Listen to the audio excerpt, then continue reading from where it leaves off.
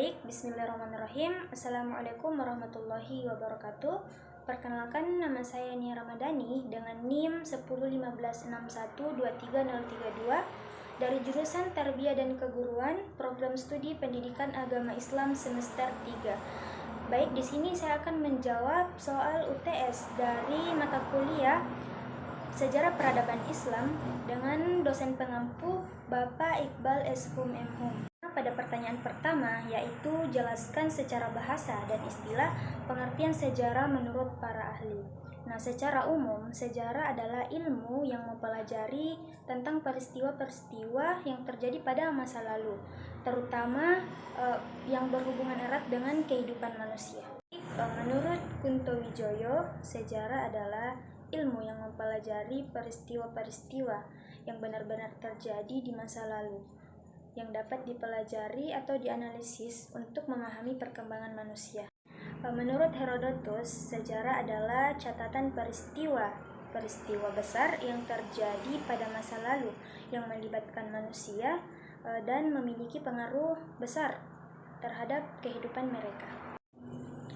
Nah, masuk pada pertanyaan kedua, yaitu jelaskan kondisi sosial dan politik bangsa Arab sebelum Islam. Nah, gimana kondisi sosial bangsa Arab sebelum Islam? Yaitu masyarakatnya terbagi menjadi dua, yaitu suku Sidenter dan nomaden, di mana suku nomaden tersebut bermata pencaharian sebagai pedagang, penyair dan peternak, sedangkan suku atau masyarakat Sidenter atau di kota itu lebih mengutamakan perdagangan dan kehidupan sosial yang lebih terstruktur, seperti contohnya di Mekah dan di Madinah.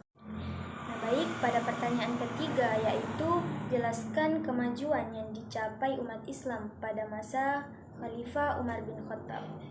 Nah, yang pertama itu ekspansi wilayah, di mana Umar memimpin penaklukan wilayah besar seperti Mesir, Suriah, Persia, dan Palestina. Sehingga memperluas kekuasaan wilayah yang signifikan.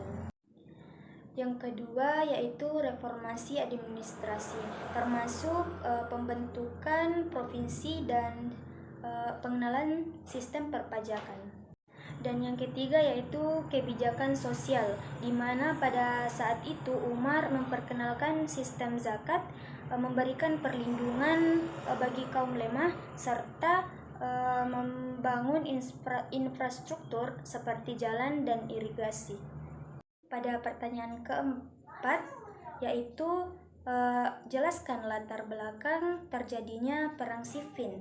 Perang Siffin terjadi pada tahun 657 Masehi, terjadi antara pasukan Khalifah Ali bin Abi Thalib dan Muawiyah bin Abi Sufyan akibat ketegangan politik setelah pembunuhan Khalifah Utsman, di mana Muawiyah menuntut pembalasan atas kematian Khalifah Utsman, sedangkan Ali bin Abi Thalib lebih mengutamakan perdamaian dan rekonsiliasi. Nah, dari kedua konflik antara kedua belah pihak tersebut, terjadilah perang yang namanya Perang Siffin. Nah, pada pertanyaan kelima, yaitu jelaskan perbedaan kebijakan politik masa dinasti Umayyah di Damaskus dan masa dinasti Abbasiyah di Baghdad.